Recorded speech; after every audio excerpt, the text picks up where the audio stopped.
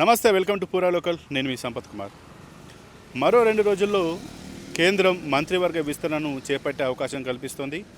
ఈ మంత్రివర్గ విస్తరణలో దేశంలోని అన్ని రాష్ట్రాలతో పాటు తెలంగాణకు సంబంధించినటువంటి ఎంపీలు కూడా తమకు ఇప్పుడు జరిగేటువంటి మంత్రివర్గ విస్తరణలో అవకాశం లభిస్తుంది అని చెప్పి వారైతే ధీమాగా ఆశాభావం వ్యక్తం చేస్తున్నారు. దానికి అనుగుణంగా వారి ప్రయత్నాలు కూడా కేంద్ర స్థాయిలో వారైతే ప్రయత్నాలు చేస్తూ ఉన్నారు.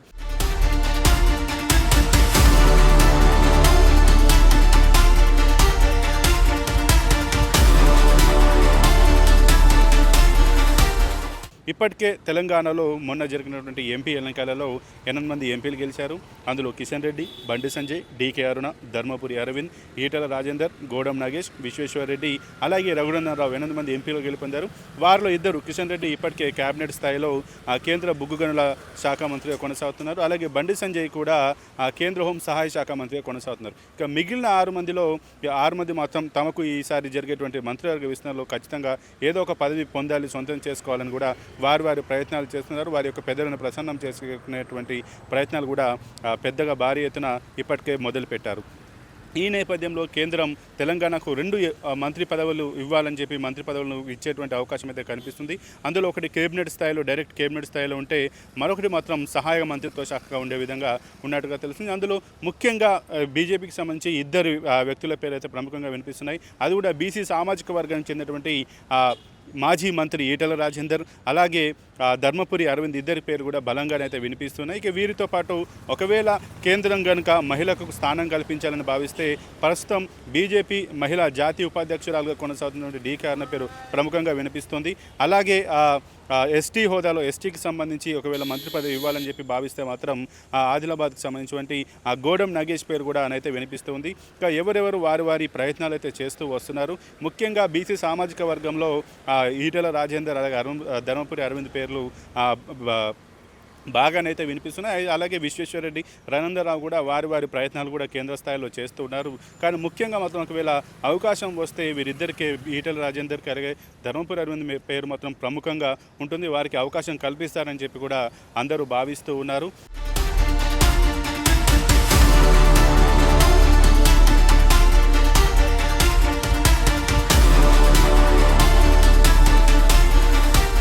ఇక ఈ 2 మంత్రి పదవులతో పాటు అలాగే తెలంగాణ బీజేపీ అధ్యక్షుడిగా కూడా వీరిలో నుంచి ఎవరినో ఒకరిని ఎన్నుకునేటువంటి అవకాశం ఉందని కూడా చెబుతూ ఉన్నారు.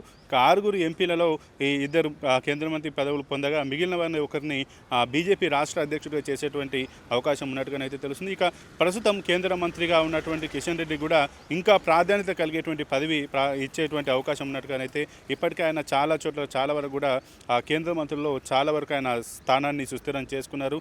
అలాగే ఆయన శాఖకు సంబంధించి పనులు కూడా ఆయన ముఖ్య స్థాయిలో ముందుగా ఉన్నారని చెప్పి, అభివృద్ధి పనులు ముందుగా ఉన్నారని చెప్పి కూడా ఇప్పటివరకే చాలామంది చాలా సందర్భాల్లో చెప్పిన పరిస్థితి. ఈ నేపథ్యంలో కిషన్ రెడ్డికి కూడా ప్రముఖ పాత్ర ఇచ్చేటువంటి అవకాశం ఉన్నట్టుగా తెలుస్తుంది. ముఖ్యంగా గత కొన్ని రోజులుగా తెలంగాణ పైన బీజేపీ ఫోకస్ చేస్తూ ఉంది. ఖచ్చితంగా వచ్చే ఎన్నికల్లో తెలంగాణలో బీజేపీ అధికారానికి రావడానికైతే ప్రయత్నాలు గట్టిగా చేస్తుంది. అందుకు అనుగుణంగానే ఇప్పుడు చేసేటువంటి మంత్రివర్గ విస్తరణలో తెలంగాణకు సంబంధించినటువంటి ఎంపీలను ముఖ్య పాత్రలో ముఖ్య పదవులు ఇచ్చేసి వారిని తెలంగాణలో మరింత విస్తృతంగా ప్రచారం చేసే విధంగా తెలంగాణ పైన బీజేపీ చూపు ఉందని, తెలంగాణ ప్రజలను, తెలంగాణ రాష్ట్రాన్ని అభివృద్ధి చేయడానికి బీజేపీ ఎంతగానో కృషి చేస్తుందని చెప్పే విధంగా ప్రజలను నమ్మించే విధంగా ఈ యొక్క మంత్రివర్గ విస్తరణలో మరొక 2 ఎంపీలకు అవకాశం కల్పించేటువంటి అవకాశం ఉందన్న విధంగానైతే మనకు తెలుస్తుంది.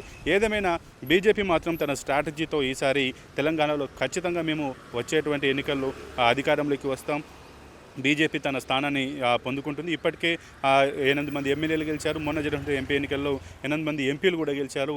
ఇదే మళ్ళీ రిపీట్ అవుతుంది. ఈ 8 మంది ఎమ్మెల్యేలు కాస్త 50-60 స్థానాలు లేదా అంతకంటే పెద్ద స్థానాలు 80 స్థానాలు గెలుచుకునేటువంటి అవకాశం ఉంది. దానికి అనుగుణంగా మేము ప్రయత్నాలు చేస్తున్నాం. దాంట్లో భాగంగానే ఈ కేంద్రానికి సంబంధించి మంత్రివర్గ విస్తరణలో మరొక 2 ఎంపీలకు అవకాశం కల్పిస్తే తెలంగాణ ప్రజల్లో బీజేపీ పైన నమ్మకం బలంగా కనిపిస్తుందని చెప్పి వారైతే ఆశాభావం వ్యక్తం చేస్తున్నట్టుగా తెలుస్తుంది. ఏదేమైనా కూడా ప్రస్తుతం జరిగేటువంటి మరికొన్ని రోజుల్లో జరిగేటువంటి కేంద్ర మంత్రి వర్గ విస్తరణలో మాత్రం తెలంగాణలో మరొక 2 మంది కేంద్ర మంత్రులు వచ్చేటువంటి అవకాశం ఉంది. మరి 2 వస్తారా లేదా ఒకరు వస్తారా అనేది ఈ మంత్రివర్గ విస్తరణ చేసిన తర్వాత నేనైతే మనకు తెలిసే అవకాశం ఉంది. ఒకవేళ మహిళకి ఇస్తే మాత్రం డీకే అరుణ, ఒక ఎస్టీకి అయితే గోడం నాగేష్, అలాగే బీసీలలో ఈటల రాజేందర్ అలాగే ధర్మపురి అరవింద్ పేర్లు మాత్రం ప్రముఖంగా వినిపిస్తున్నటువంటి పరిస్థితి.